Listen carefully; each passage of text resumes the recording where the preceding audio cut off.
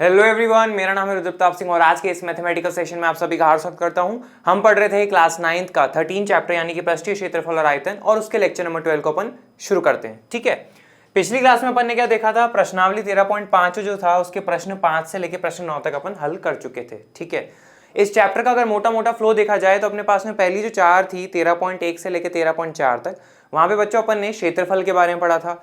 फिर 13.5 से लेकर 13.8 में जो है अपन किसके बारे में पढ़ने वाले हैं, आयतन के बारे में पढ़ने वाले हैं। किन के आयतन के बारे में पढ़ने वाले हैं हम, घनाभ, घन, बेलन, शंकु, गोला और अर्धगोला, इन सब के बारे में पढ़ने वाले हैं। ठीक है, जिसमें से पिछली क्लास में और पिछली 2 क्लासेस में अपन ने क्या करा, बेसिकली घनाभ और घन जो थे उनके आयतन के बारे में देखा था। ठीक है, तो अगर अपने पास में कोई घनाभ होता है तो उसका जो आयतन होता है अपने पास में, उसका जो सूत्र था वो अपने पास में क्या हो गया था, उसकी लंबाई गुणा चौड़ाई गुणा ऊंचाई, ये अपने पास में था। वहीं अगर हम बात करते हैं किसी घन की, तो ऐसे में उसका जो अपने पास में आयतन का सूत्र अपन ने देखा था वो क्या था, मान लीजिए उस घन की कोई भी भुजा की जो लंबाई है वो a है, तो उसकी घात 3 कर देते हैं तो अपने पास में जो घन है उसका आयतन हमें प्राप्त हो जाता है। ठीक है, साथ में हमने ये भी देखा था कि अपने पास में जो आयतन होता है उसकी जो इकाई होती है वो अपने पास में क्या होती है, घन इकाई अपन इस्तेमाल करते हैं, जैसे कि सेंटीमीटर क्यूब आ जाएगा अपने पास में, या फिर मीटर क्यूब आ जाएगा। इस तरह से अगर अपने पास में कोई भी आकृति दे रखी है, वो अगर उसकी लंबाई मिलीमीटर में दी हुई होती, मिलीमीटर भी इकाई होता है, तो उसकी अगर अपन आयतन निकालेंगे ना तो अपने पास में मिलीमीटर क्यूब जो है उसके अंदर भी आ जाता है। इस तरह से अपन यहाँ पे देखते हैं। ठीक है, जैसे अपन क्षेत्रफल में देखते थे, इकाई अपने पास में वर्ग इकाई होती थी क्षेत्रफल की, उसी तरह अपने पास में जो आयतन है उसकी इकाई जो है अपने पास में घन इकाई हो जाएगा। कोई भी इकाई है उसका घन, घात 3 रखनी है ना। ऑलराइट, अब आज की क्लास में अपन क्या पढ़ने वाले हैं, आज की क्लास में अपन बेलन के बारे में पढ़ने वाले हैं। बेलन का जो पृष्ठीय क्षेत्रफल होता है, कुल क्षेत्रफल होता है, वो तो अपन डिस्कस कर चुके थे। अब हम बात करने वाले हैं क्या, बेलन का आयतन अपने पास में वो कैसा होता है। ठीक है, बेलन का आयतन, तो अपने पास में बेलन का डायग्राम जो है अगर आकृति बनाते हैं तो कुछ इस तरह से हमें प्राप्त हो जाती है। ठीक है, इसमें बेलन अपन देख ही चुके हैं और बेलन के बारे में जो अपन ने पढ़ा था शुरू में वैसा ही बेलन लेना है। तो ये लीजिए, आपके सामने एक उदाहरण है छोटे से बेलन का। ठीक है, तो बेलन का आधार और उसका जो अपने पास में ऊपर वाला हिस्सा होता है वो तो वृत्त के जैसा होता है, ये पृष्ठीय क्षेत्रफल है। ये सारी बातें अपन ने देखी थी। मान लीजिए इसका ये जो आधार जो है, वृत्त जो अपने पास में आधार है, उसकी त्रिज्या r है, और इस बेलन की जो अपने पास में ऊंचाई है वो अपन कितनी मान लेते हैं, h मान लेते हैं। ठीक है, तो ऐसे में आपसे बोला जाएगा कि इस बेलन का आयतन क्या है। ठीक है, ये बेलन जो है कितनी जगह घेर रहा है, या फिर है ना, या फिर हम ऐसे भी कह सकते हैं इस बेलन के अंदर कितना जाता है। दोनों बातें अपन ले लेते हैं इनडायरेक्टली। ठीक है, तो यहाँ पे जो आयतन अपने पास में बेलन का, वो किसके बराबर हो जाएगा, वो आ जाएगा अपने पास में पाई गुणा r की घात 2 गुणा h। बस ये बात आप ध्यान रखिए, प्रश्नावली 13.6 आपकी पूरी सॉल्व हो जाएगी इसी सूत्र से। क्या कि बेलन का आयतन क्या है, पाई r स्क्वायर गुणा h। ये अपने पास में बात हो जाती है। आए भी समझ में होगा, सिंपल। ठीक है, अब यहाँ पे जो है अपन को छोटी छोटी बातें कुछ और भी अपने काम आने वाली है, वो भी मैं आपके सामने डिस्कस कर लेता हूँ। आपको याद होगा पिछली क्लास में अपन ने एक कुछ बातें देखी थी, और अगर नहीं भी देखी हो तो यहाँ पे आप देख लीजिए। अपने पास में आयतन के लिए जो इकाई का इस्तेमाल किया जाता है वो अपने पास में लीटर और मिलीलीटर जो होता है इसका भी इस्तेमाल किया जाता है। ठीक है, अब अपने पास में centimetre cube, millimetre cube, metre cube, इनका और लीटर मिलीलीटर में क्या रिश्ता होता है वो अपन यहाँ पे देख लेते हैं।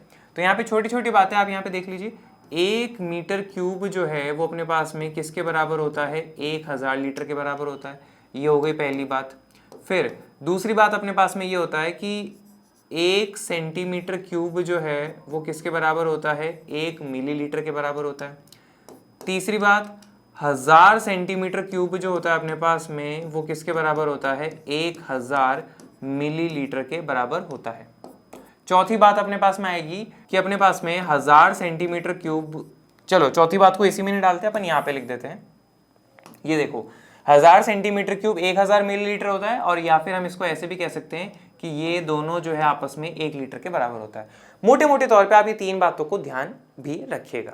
ठीक है, अब अपन आते हैं, सबसे पहले अपने पास में उदाहरण नंबर 13 दिया हुआ है, उसको अपन डिस्कस करते हैं। सिंपल सा उदाहरण है, यहाँ पे देखोगे किसी मंदिर के खंबे बेलनाकार है। मेन चीज जो अपन को जाननी है इस चैप्टर में, कौन सा आकार है वो पता लग जाना चाहिए। तो हमें पता लग चुका है कि यहाँ पे क्या है, अपने पास में बेलन के आकार के खंबे हैं, बाकी चीजें भाड़ में जाओ, हमें तो सिर्फ बेलन से मतलब है। ये लीजिए हमने यहाँ पे बेलन बना लिया, ठीक है। किसी मंदिर के खंबे बेलन आकार के हैं, दिख भी रहा है आपको डायग्राम में, और इन जनरल अपन देखते भी है रियल लाइफ में खंबे बेलन आकार के भी होते हैं, ठीक है। यदि प्रत्येक खंबे का आधार 20 सेंटीमीटर त्रिज्या वाला एक वृत्तीय क्षेत्र है, प्रत्येक खंबा, ठीक है, खंबा है, अब मान लीजिए ये अपने पास में खंबे बन रखे हैं इस तरह से, इसका जो आधार है वो कैसा है, वृत्तीय क्षेत्र है, वृत्त के आकार का है, ठीक है। और उसकी जो अपने पास में त्रिज्या है वो कितनी बच्चों, 20 सेंटीमीटर। तो ये लीजिए आप यहाँ पे r बराबर क्या ले लोगे, 20 सेंटीमीटर जो है ले लोगे। त्रिज्या का एक वृत्तीय क्षेत्र है और ऊंचाई जो है वो अपने पास में कितनी है, 10 मीटर है। इसकी जो ऊंचाई है वो आपके पास में कितनी है, 10 मीटर है, ठीक है। वैसे ही जैसे मैंने ये मीटर बोला, आपके दिमाग में कुछ चमका होगा कि भाई त्रिज्या तो अपन को सेंटीमीटर में दे रखा है और ये मीटर में दे रखा है, अलग अलग इकाई में है, देखते हैं बदलनी पड़ेगी तो बदलेंगे वैसे। तो ऐसे 14 खंबे बनाने में कितने कंक्रीट मिश्रण की आवश्यकता होगी ये अपन को बताना है। ऐसे कितने खंबे बनाने, अपन को 14 खंबे बनाने रहेंगे। अब कंक्रीट मिश्रण कितना चाहिए होगा ये आपसे पूछा गया। तो आप एक चीज इमेजिन करो ना कि भाई खंबे बनाने हैं, है ना। आप देखते होंगे कहीं पे भी बिल्डिंग का काम चल रहा होता है बनाने का, तो वहां पे अगर खंबे बनाने होते हैं तो वो क्या करते हैं, पहले ऐसे गोल गोल से कुछ एक स्ट्रक्चर बना लेते हैं, ढांचा बना लेते हैं, साँच, ठीक है, ढांचा बना लेते हैं। फिर वो क्या करते हैं, जैसे खंबा बनाना है तो खंबे जैसा ढांचा बना लेंगे अपने पास में, है ना, इस तरह से एक ढांचा बना लेंगे। ये जैसे अपन को मान लो इस तरह का खंबा बनाना है तो ऐसे खोखला ढांचा होता है, ठीक है, वो बना लेंगे। और फिर क्या करेंगे, वो उसके अंदर कंक्रीट भर देंगे, पूरा भर देंगे। तो ऐसे में कंक्रीट भरने देंगे, फिर वो सूखेगा और उसके जब ढांचे को बाहर को हटाएंगे तो अपने पास में क्या बन जाएगा, एक खंबा तक प्राप्त हो जाएगा। अब चूंकि हम यहाँ पे बेलन के आकार का बनाना चाह रहे हैं तो हमने वो जो बाहर लगाई थी कवरिंग वो भी बेलन वाली होगी उसी हिसाब से, ठीक है। ये बात अपने पास में रहती है। अब हमें कैसे पता लगेगा कि कितना कंक्रीट लगे, तो आपने क्या देखा कि जो कंक्रीट है वो उस बेलन के जगह ले रहा है ना, तो उसमें कितना कंक्रीट लगा ये अपन कैसे निकालेंगे, आयतन निकाल के, ठीक है। एक दूसरी बात होती है भाई क्षेत्रफल निकाल के क्या कर लोगे, भाई क्षेत्रफल से तो आपको बाहर बाहर का पता लगेगा, ये कंक्रीट का जो पिलर है ये कितनी जगह ले रहा है ये कैसे पता लगेगा, है ना। ये मान लो पिलर बन चुका है तो ये संसार में कितनी जगह ले रहा है, तो वो तो आप उसके आयतन से बताओगे ना। तो हमें कुल 14 खंबे बनाने, तो हम क्या करते हैं, एक खंबे का आयतन निकाल लेते हैं, फिर 14 खंभों का आयतन निकालेंगे तो हमें कुल कंक्रीट की जरूरत जो है वो मालूम पड़ जाएगी। तो यहाँ पे हम क्या लिखेंगे, सबसे पहले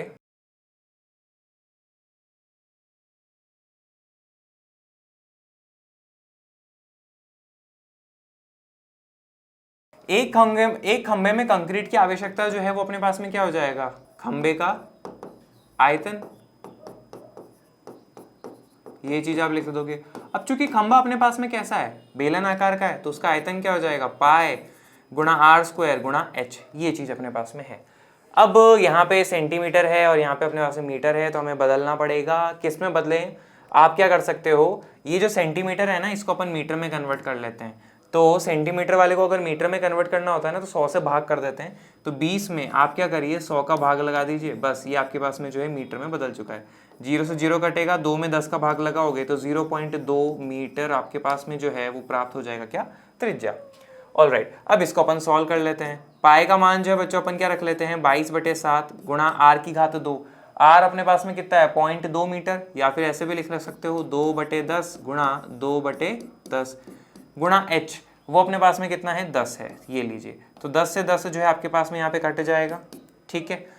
22 को अपन क्या करते हैं बच्चों, 2 से गुणा करेंगे तो 44, और 44 को फिर 2 से गुणा करोगे तो क्या आ जाएगा, 88 बटे में अपने पास में क्या आ जाएगा, 70 मीटर क्यूब। क्योंकि अपन ने सारी इकाई मीटर में ली है तो ऐसे में जो आयतन है वो कितना आएगा, m की घात 3 में, मीटर क्यूब में आएगा।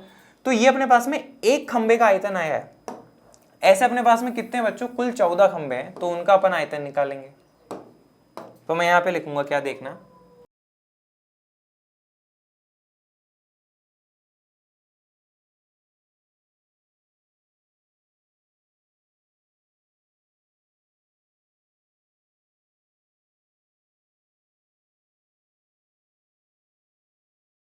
ये चीज अपन लिख सकते हैं, कुल 14 खंभों में कंक्रीट की आवश्यकता बराबर है किसके, 14 गुणा एक खंभे में कंक्रीट की आवश्यकता। तो यहाँ पे आ जाएगा 14 गुणा, और एक खंभे में कितना कंक्रीट लगता है, 88/70 मीटर क्यूब। ठीक है, अब 88/70 मैंने जानबूझ के नहीं किया क्योंकि 88 में 7 का भाग तो लगना नहीं था, कुछ पॉइंट में आंसर आता दशमलव में, और वो भी साफ सुथरा आता नहीं, इससे अच्छा छोड़ो। लेकिन यहाँ पे अपने पास में देखो जो है कुछ फायदा हो चुका है, और वो फायदा क्या हुआ है यहाँ पे देखो। ठीक है, 7 से भाग करो तो 7 एकम 7, पीछे 0 लगा दिया, और 7 दूनी अपने पास में क्या हो जाएगा 14। यहाँ पे डायरेक्टली कट जाएगा तो ज्यादा सिंपल है ना। 88 को 2 से गुणा करेंगे तो 8 दूनी आ जाएगा अपने पास में 16, एक ऊपर 8 दूनी 16 और एक 17, 176/10। तो आप यहाँ पे क्या देख रहे हो, 17.6 मीटर क्यूब जो है अपने पास में इन 14 खंभों का आयतन आ जाएगा कुल, यानी कि इतना कंक्रीट की जो है आपको वहां पे आवश्यकता पड़ेगी। ठीक है, आए भी समझ में होगा। आगे बढ़े हम अपन, अब हम चलते हैं अगले प्रश्न पे। अगला प्रश्न अपने पास में क्या है, उदाहरण है, उदाहरण नंबर 14। वो क्या कहता है यहाँ पे देखो, रमजान के एक मेले में भोज्य पदार्थों के एक स्टॉल पर दुकानदार के पास आधार त्रिज्या 15 सेंटीमीटर वाला एक बर्तन था। ठीक है, मेले में गए हैं घूमने भाई, ठीक है, तो यहाँ पे वो क्या बता रहे हैं कि दुकानदार के पास में जो है आधार त्रिज्या 15 सेंटीमीटर वाला एक बर्तन है। ठीक है, जिसके आधार की त्रिज्या 15 है। तो यहाँ पे आप देख लो, आपको एक बर्तन दिख रहा होगा बड़ा सारा, और इसमें जो आधार की त्रिज्या है वो कितनी है, 15 है। ठीक है, जो 32 सेंटीमीटर की ऊंचाई तक संतरे के जूस से भर रखा था। क्या बात है भाई, संतरे का जूस है, ऑरेंज ऑरेंज कर देते हैं थोड़ा अंदर है कि भाई अंदर संतरे का जूस है अपने पास में। ऑलराइट, अब ये डायग्राम आपको यहाँ पे दे रखा है, अपन क्या करते हैं थोड़ा सा यहाँ पे डायग्राम और बना लेता हूँ मैं एक बार।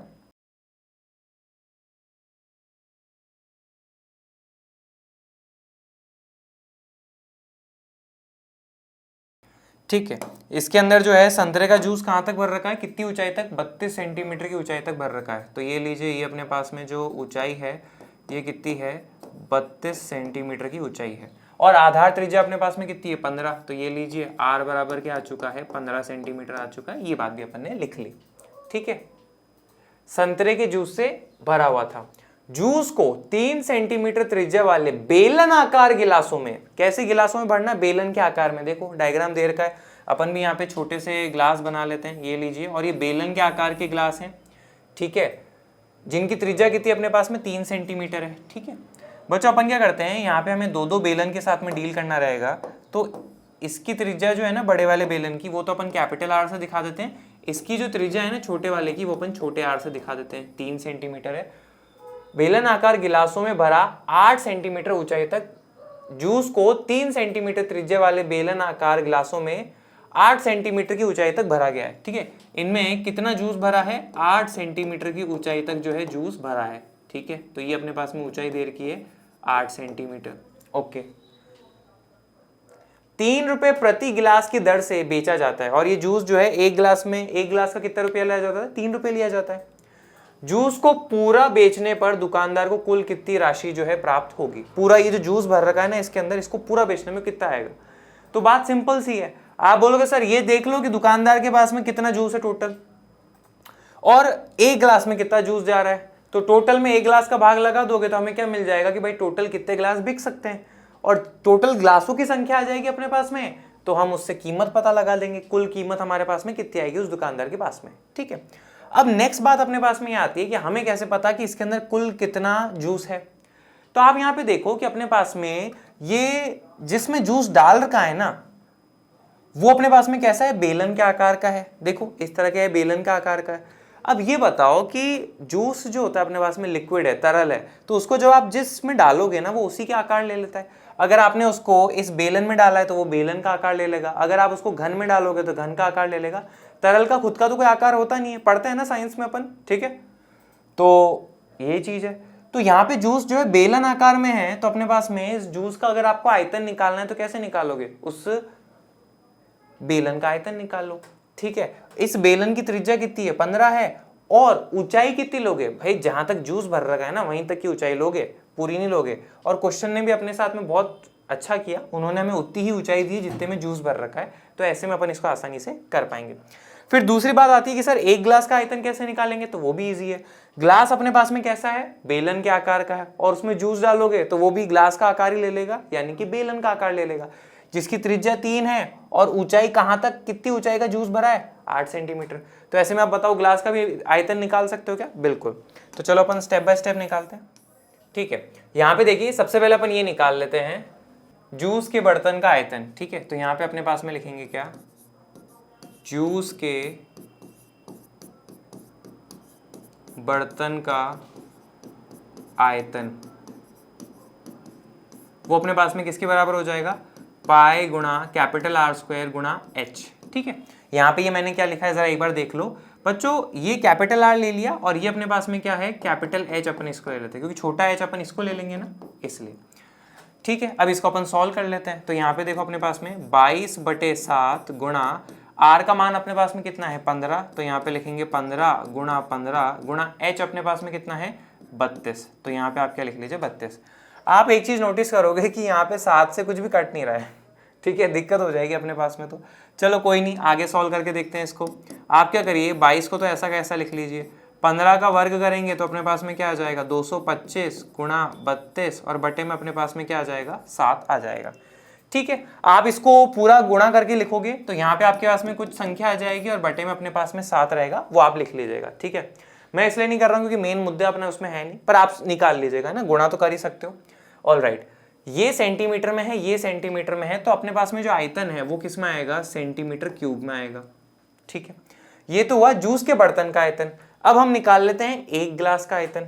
तो यहां पे लिखेंगे अब एक गिलास का आयतन अपन को निकालना है।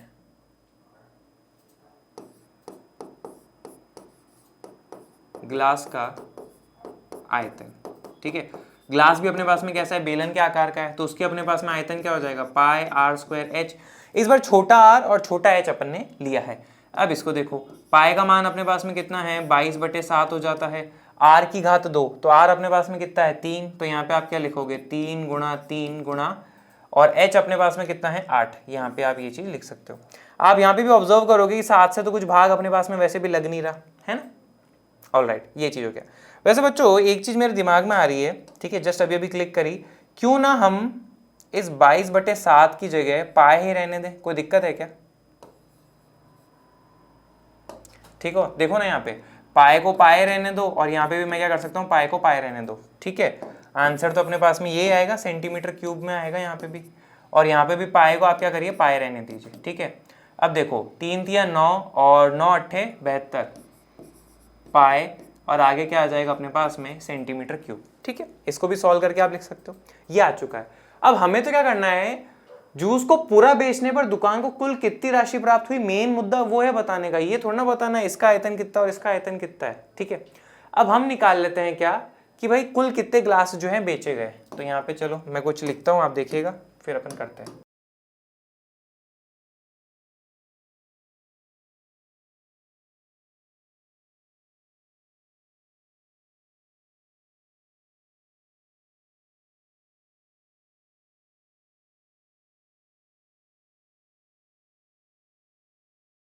ठीक है, कुल बेचे गए गिलासों की संख्या किसके बराबर है, जूस के बर्तन का आयतन बटे एक गिलास का आयतन।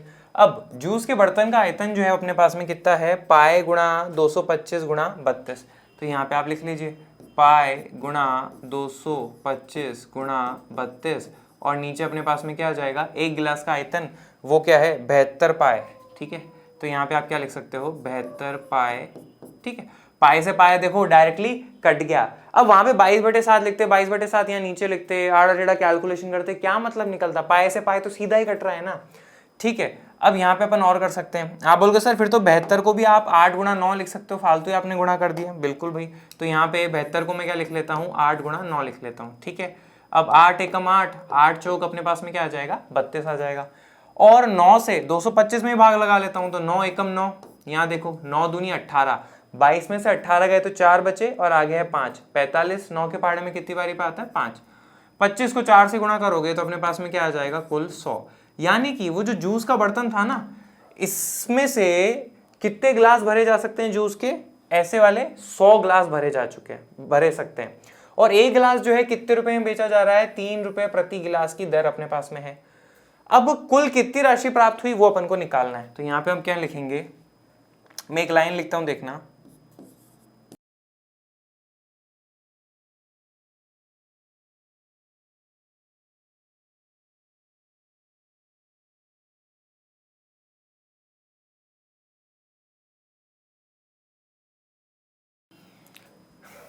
कुल राशि जो है किसके बराबर होगा, एक गिलास की कीमत गुणा कुल बेचे गए गिलासों की संख्या।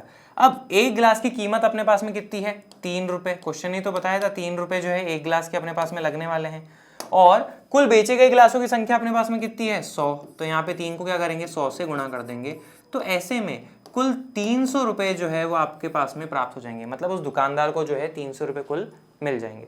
इस तरह से अपने पास में ये क्वेश्चन होगा। तो मुझे उम्मीद है आपको ये क्वेश्चन समझ में आया होगा। ठीक है, तो इसके साथ ही आज के अपन इस वीडियो को फिनिश करते हैं। मुझे उम्मीद है आज का ये सेशन लगा होगा आपको शानदार। पर फिर भी मन में किसी भी तरह का शंका रहती है तो कमेंट बॉक्स में आप अपना डाउट डाल दीजिएगा, उसका जवाब मिल जाएगा। और बाकी रही नेक्स्ट क्लास की, तो प्रश्नावली 13.6 को अपन करेंगे पूरी फिनिश अगली क्लास में। जब तक के लिए थैंक यू वेरी मच।